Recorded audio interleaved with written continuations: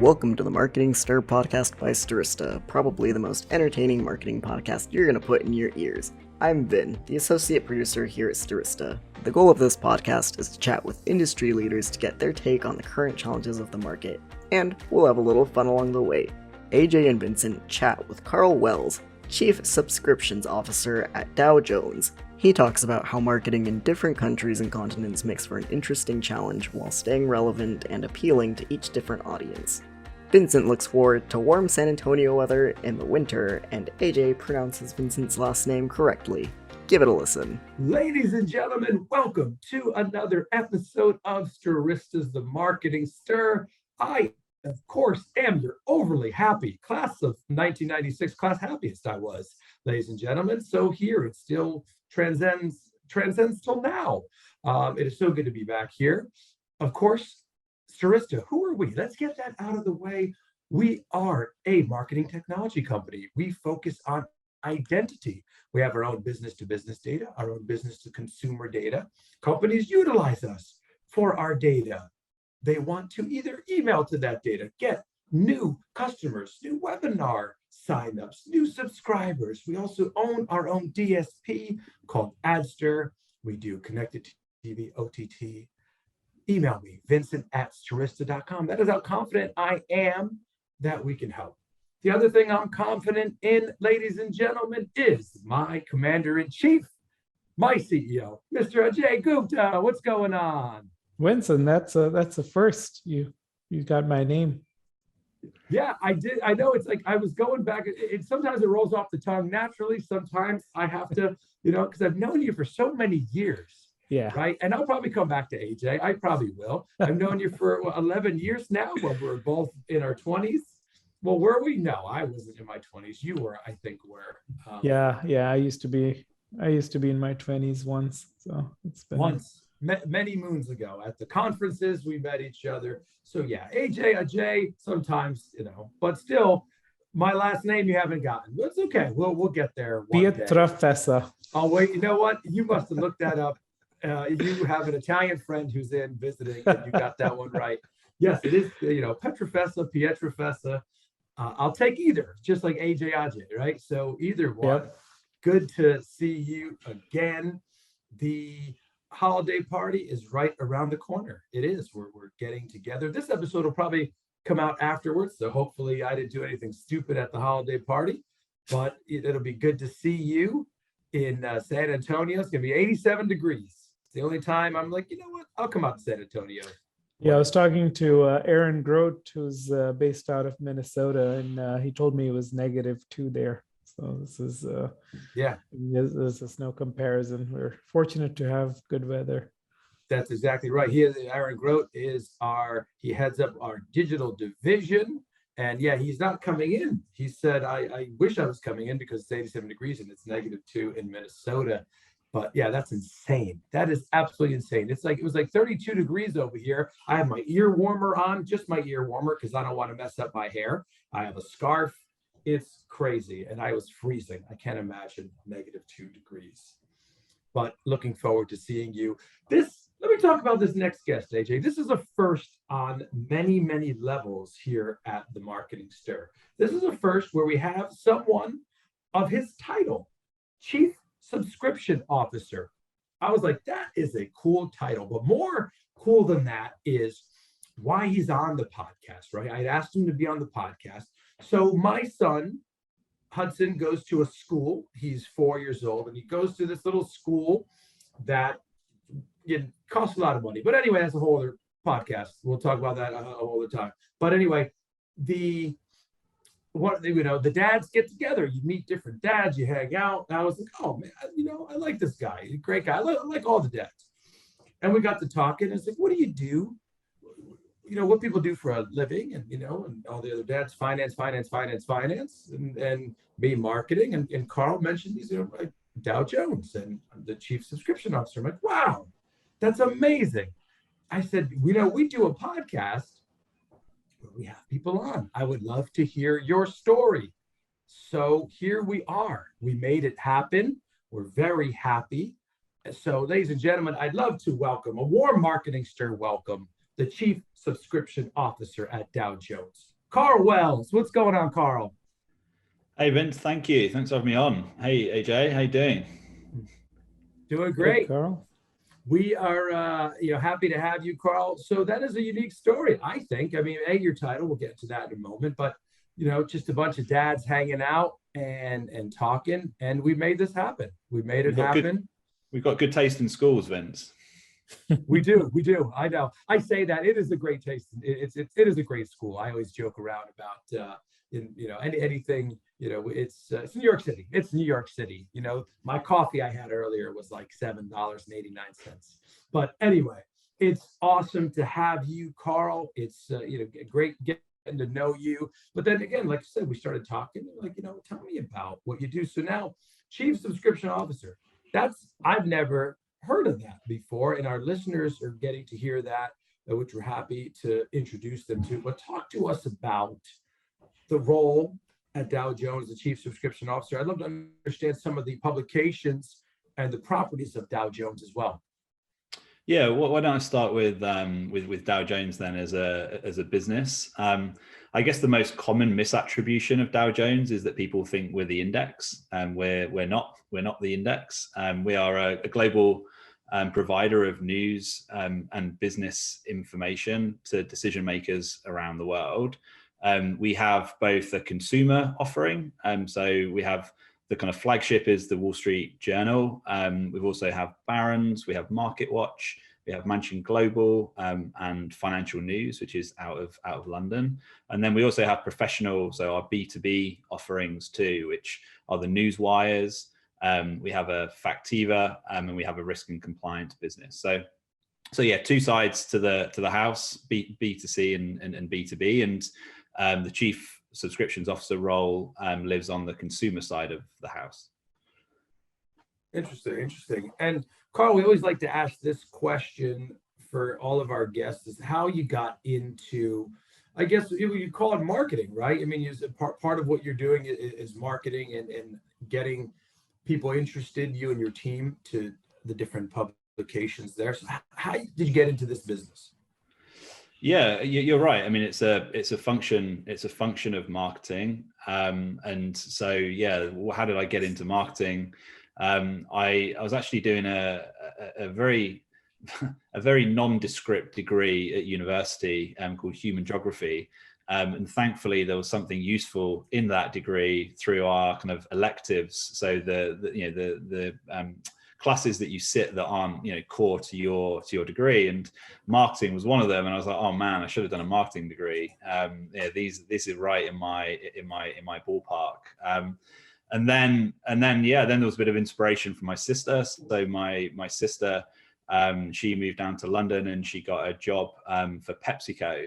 PepsiCo own Walker's Crisps, the finest chip in the world, if you ask me. And she became brand manager there, and so and she's a bit older than me. She's like 6 years older than me, so I could kind of the theory that I was studying at university, you could kind of see play out in practice in terms of what she was doing. So that was really the inspiration, and then kind of left university, went down to London, and that's really where the journey started. But it started at a media agency actually back in 2003. Karl, you've lived in New York, Sydney, and the UK. So how is marketing compare across these different places?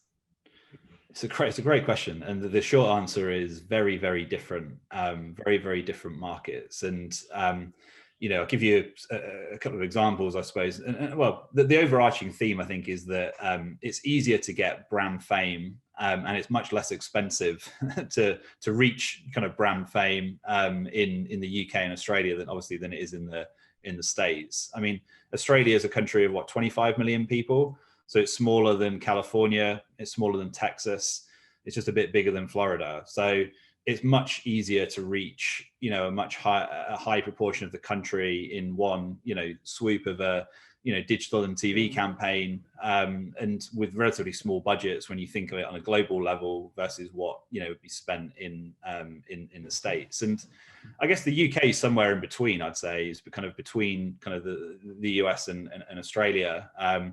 and you can see I did my homework here on population stats, and this is a link there to my degree, by the way. Human geography was a lot about population and people. So I'm reliably told by Google that the UK has a similar population of California and Texas combined. But still, a drop in the ocean relative to the state. So I guess one of the intricacies that you're going to have to be careful of in the UK is just around, the UK is made up of Scotland, Ireland, Northern Ireland, England, and Wales. So as a marketeer, you kind of have to be tuned into the different, kind of regional differences, and actually sometimes like accents that you use in your marketing, can sometimes put off certain audiences and be pleasing for others. So neutral accents is a good kind of tactic to use. And in Australia, they just love to laugh. So just be funny. Humor is a huge part of marketing in Australia, and they have a lot of fun with it. And in terms of the marketing side of things, what are some of the channels that are working for you, and some of the strategies that are currently working? Yeah, I guess as a publisher, we have no shortage of assets to market, right? Our journalism, in some respects, you got to think about our product. It's like our product starts the day almost empty, right? And every day our product changes, right, depending on what's kind of in the news and what's in the news cycle. So from a marketing perspective, it's less about, do we have something to market? It's more about, an embarrassment of riches, right? What should we market? And so there's an art and a bit of a science to that in terms of, what we choose to market and to whom.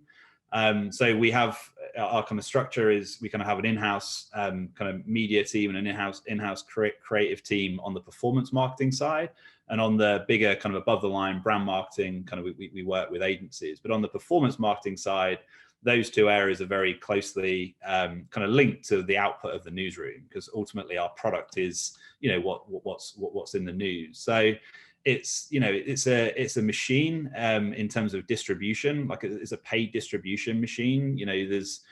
There's upwards of 20, 30 different ads, and ads being both a combination of driving a direct response, but also showcasing specific articles that have been written that day or that week. And I guess one of the kind of challenges I think we've found over the years is that to reach the same number of people and all those distinct audience groups, your channels have to start to diversify. And I think the days of saying you stick Facebook and Twitter on a media plan and and a bit of YouTube and jobs are good, and I think is changing, and there's much more, I think, diversity now in just within the social space of where people are showing up. And then you've really got to think about, well, how does the brand show up in that environment? And obviously it's going to be different for TikTok versus Reddit versus Twitter versus YouTube versus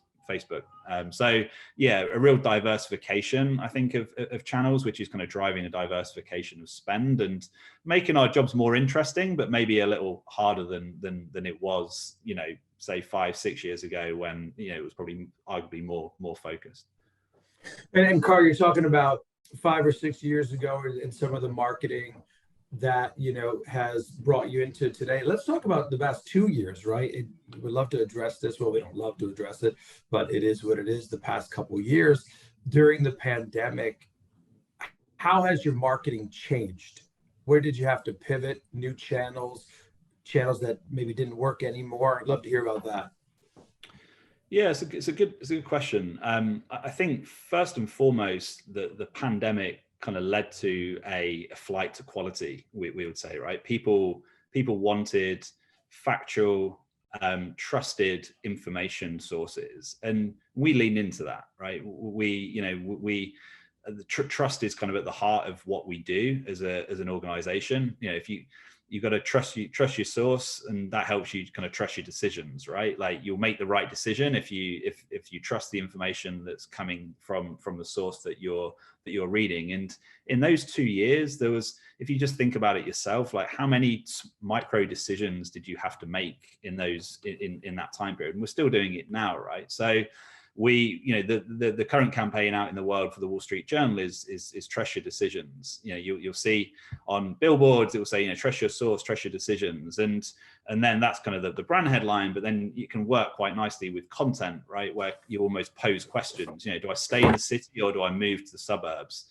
Do I go back to the workplace or do I stay working from home? There's all these kind of micro decisions that people are having to make. And I think the role of we've kind of find a connection between the questions that consumers are asking and then the role that our journalism can play within that. And that really is through that kind of pillar of trust and decision making. And that's kind of the campaign that's out in the world today.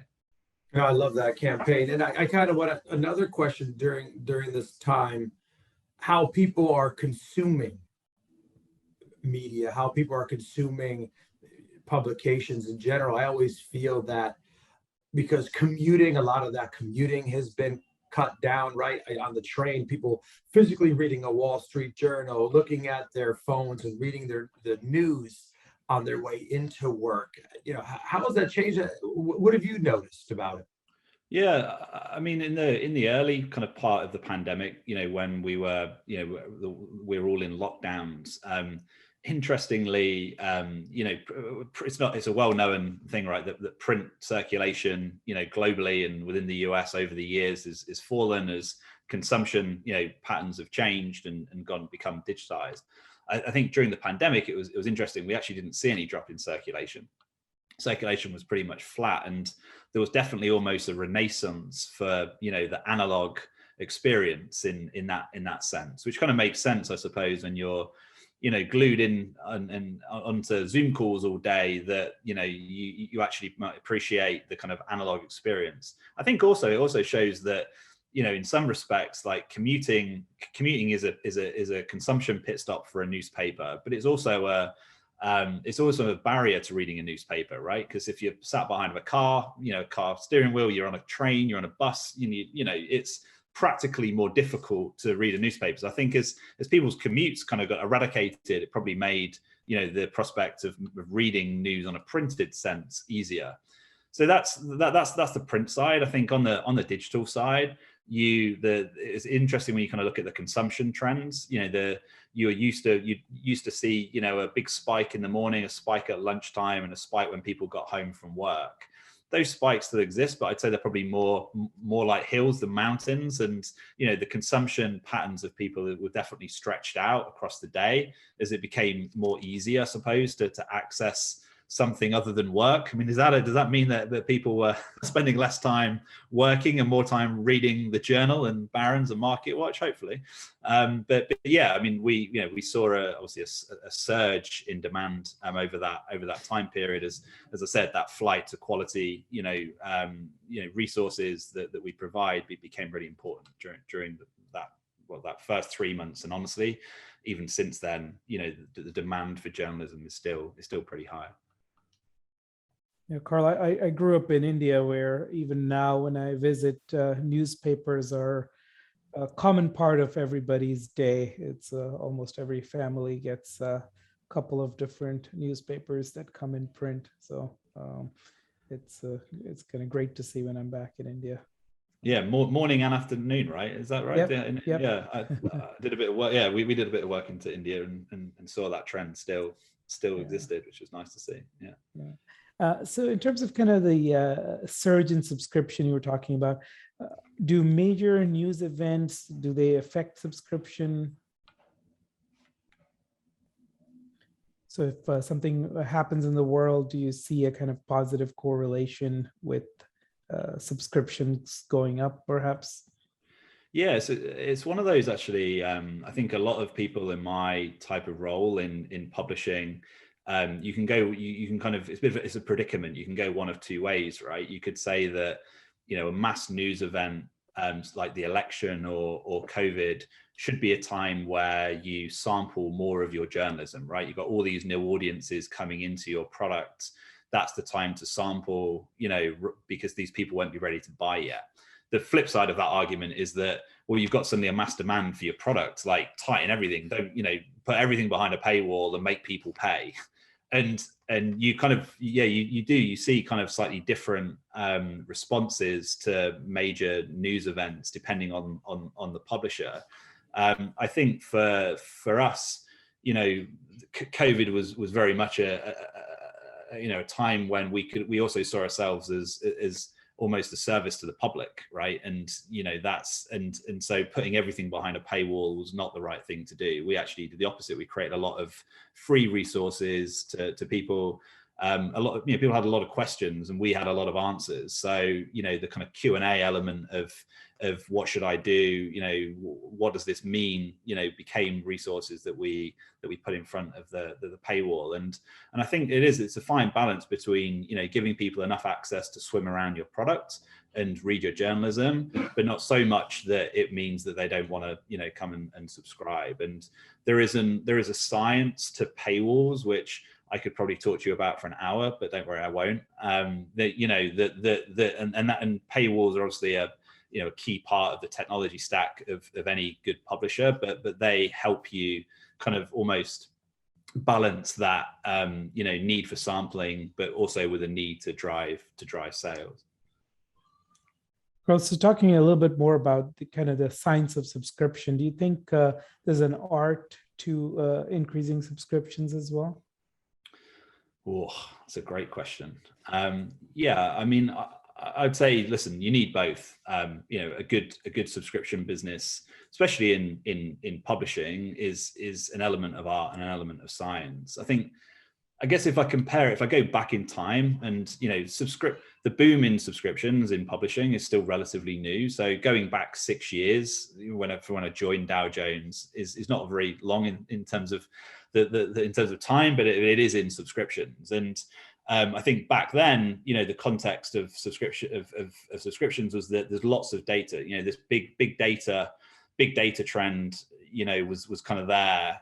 You knew a lot or a little about a lot of people, right? As a publisher. And I think that what we saw as an opportunity quite early on was that that this is actually just seams of gold that you can, with the right type of talent and in terms of data science, means that you could probably start creating a lot more science to what you do by mining that big data, using machine learning models to help provide good decisions. An example of that would be our paywall works on a propensity model. So we effectively we predict whether you're going to subscribe or not when you visit, based on a whole bunch of different variables. That allows us to kind of flex the experience. So knowing that Vin's an absolute advocate of the Wall Street Journal, coming every day, but won't get his wallet out and pay.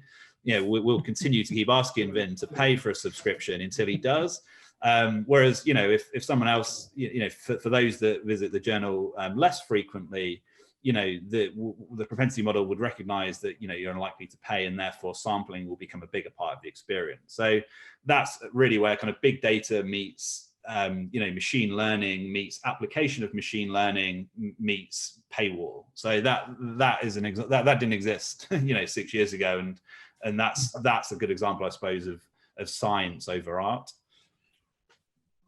Karl, I want to talk about it. In our industry, we are seeing a resurgence in direct mail, or, in essence, print in a way, right? People are at home, business executives are at home, and a good mail piece is really doing the job, and it makes a lot of people in our industry happy. I want to talk about the future as far as the consumption of news is print media dead? Because let me ask, the actual print, for me, when I do read, it makes AJ laugh. It's a joke on the show. It's like, I do read, AJ, I promise. So I like print. I like a book. I like a newspaper. I will pick up the Wall Street Journal. I will read that. So talk to me about that, the future of consumption, and is print dead? So two questions. That is print dead? No, absolutely not. I think there's going to be a thriving market for print for years to come. And as I said before, all trends come with a counter trend, right? So for every extra minute that you're going to spend, attached to Netflix or to a Zoom call, there's probably going to be a counter trend somewhere that drives people into, the enjoyment of analog. Vinyl records would be a good example of that, right? And so no, it's definitely not dead. I think as a publisher, there is kind of pressure being put on the distribution chain of print. It's getting harder to serve, such a wide and vast geography that is the United States of America. And supply chain issues, is something that's not helping our industry. But yeah, there's, in terms of consumer demand, there's 100% enough consumer demand to keep us going. I think to answer your second part of the question, the future of news. If I got my crystal ball, out, and I would say that, some of the trends that are driving the future of news, I probably think of it as twofold. One, kind of a proliferation of formats, right? So, news was always started as text, right? And then it, progressed into images, video and audio. In some respects, like those four ways of consuming news have always existed. But now for a publisher, you kind of have to think about all four in the context of what would have been a newspaper, right? So, and you've got arguably distinct audiences that want some want everything, some just want one part of that format, and some want others. So there's definitely it's definitely getting more complicated in terms of what format you publish on. But obviously audio and video would be 100% things that are going to be here to stay, that we will continue to embrace. And then you've also got then kind of an increase in consumption channels. Like if we're going back to newspapers, what was the main competitor of a newspaper? Probably the radio, right, or a TV news event channel. But now there's been so much kind of proliferation in consumption channels, whether that's Google News, it's Apple News Plus, Substack, Facebook, Twitter. You've just got a whole long tail of ways to consume news, that it kind of puts more emphasis, I guess, on the publisher to have a really excuse my language, but a shit hot owned and operated platform that actually the experience is as much of a reason you want to subscribe as the actual journalism itself. And I think that's where, I guess, publishers probably still hold an upper hand, maybe on some of the other kind of aggregator type platforms, where you're not going there for the experience, you're going there to basically peruse a news headline. Yeah. No, it's an interesting look about the future there. And Karl, I want to, the passion about what you do comes through. I want to talk about, what are some favorite things about your job? Some we rarely ask on this podcast, but I mean, curious to hear. What are some of your favorite aspects of your work? I mean, so whenever I get asked this question, I always start with the fact that I get paid to read the news every day, which is 100% a perk and a privilege.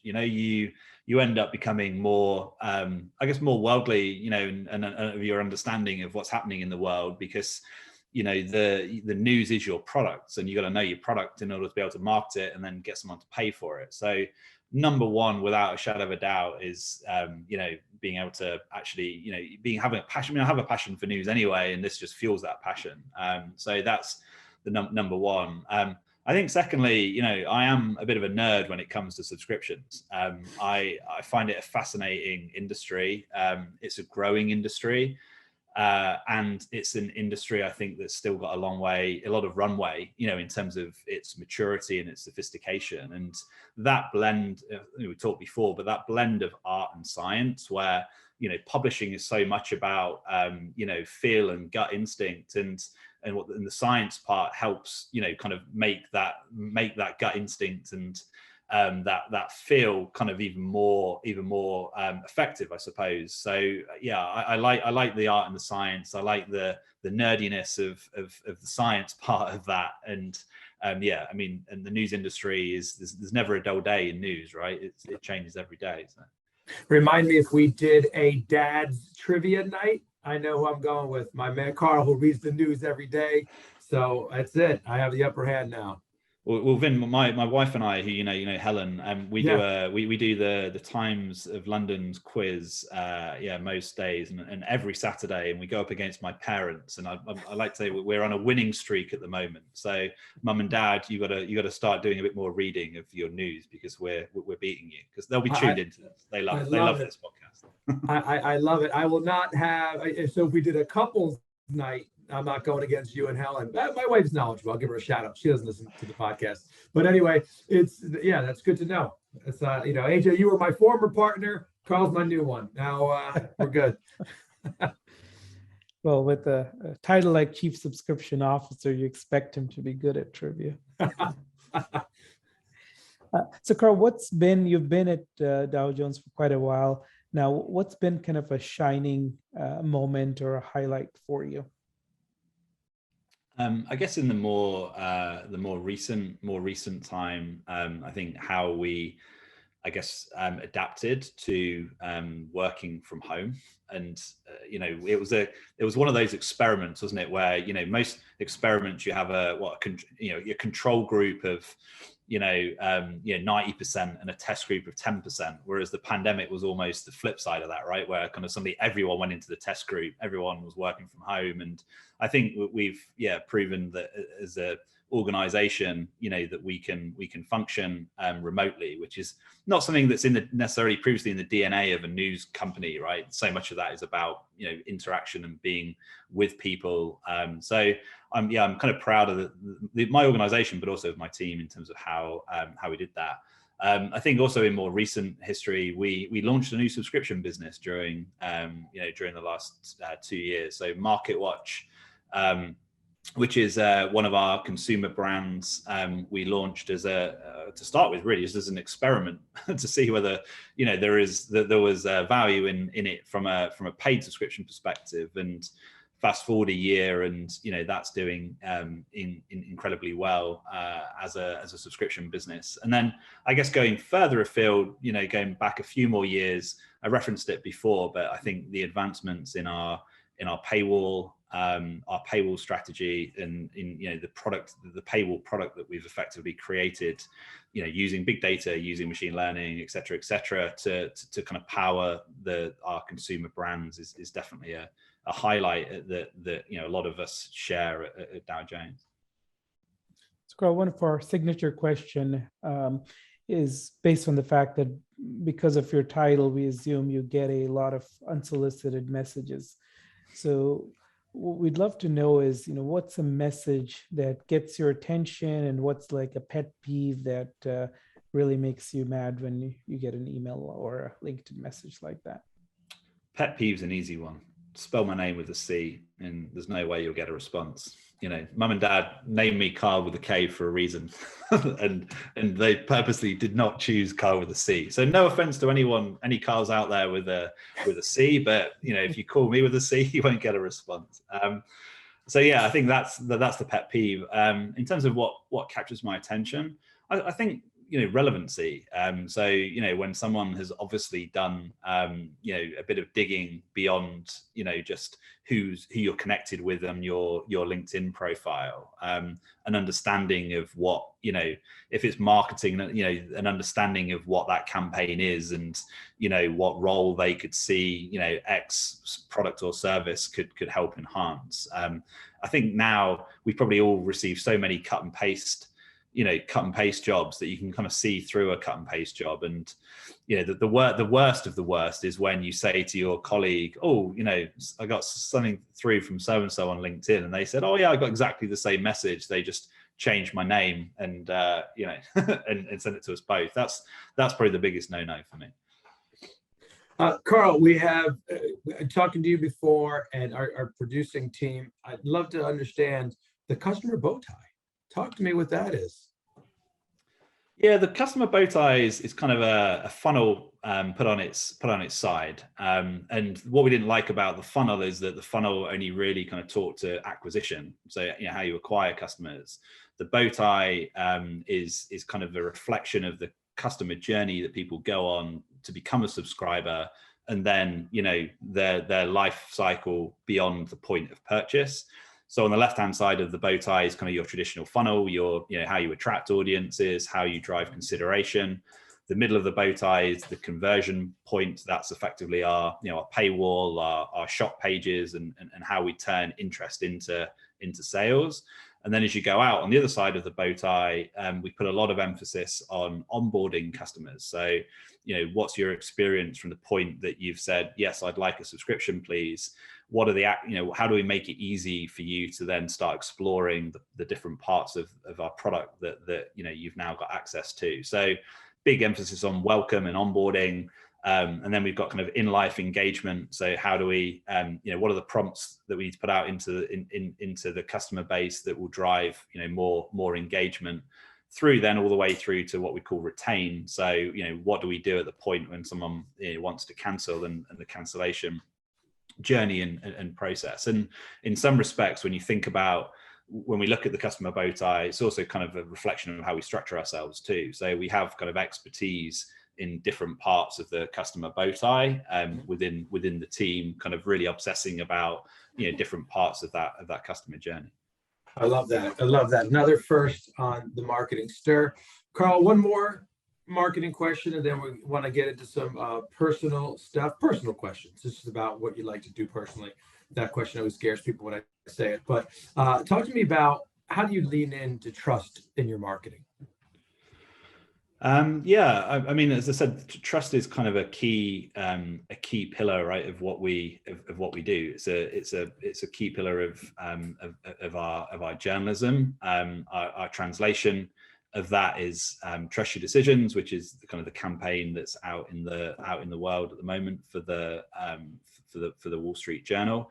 And I think what I like about that campaign is that it's both timely, because it's timely now given what's going on in the world, but it's also timeless, right? I think that regardless of whether you're in a pandemic or not, decision making is at the heart of what human beings do, and being an information source to help people make the right decisions, trust is really at the forefront of that. And I think that's as relevant for our consumer brands as it is for our professional brands. So yeah, trust is really the foundation to all of that. I love it. And so Karl, you're here in New York City with me as well. So what do you like doing in your spare time for fun? Some of your hobbies? Well, I guess given my experience on Saturday evening, which for those that are listening, and we had the privilege of seeing Vin in his stand-up role. So we went to a comedy club and watched Vin do his magic. And so I suppose now I'd say that I'm in the beginning of a comedy relationship and going to making comedy nights a regular night out. But before Saturday night, my hobbies were playing golf badly. Really, golf's just an excuse for a nice walk. So that's something that I try and do in all of that free time that I have, which is not much. And then, I like keeping fit. I'm a sucker for Barry's Boot Camp. You'll see me plodding up and down the West Side Highway, running here in New York City. And when I'm not doing that, I'm probably either taking the kids swimming or being made to watch Frozen 2 for the 1500th time. My 4-year-old. Yeah. Exactly. And you heard that here, AJ. Karl came to a show on Saturday, saw me. I was like, I wonder if Karl bring it up. If he does, I know it'll get a smile out of AJ because he never believes it. But I appreciate the kind words, Karl. This has been awesome. We really appreciate your time on the Marketing Stir podcast. Thank you so much. Ladies and gentlemen, one more time, that is the Chief Subscription Officer for Dow Jones. And Dow Jones, Wall Street Journal, Barron's, Market Watch. Check them out. That's Karl Wells. I'm Vincent Pett. Professor. That's Ajay Gupta. This has been another episode of Stirista's The Marketing Stir. Thank you so much. Talk soon. Thanks for listening to the Marketing Stir podcast by Stirista. Please like, rate, and subscribe. If you're interested in being a guest on the podcast, please email us at themarketingstir@stirista.com. And thanks for listening.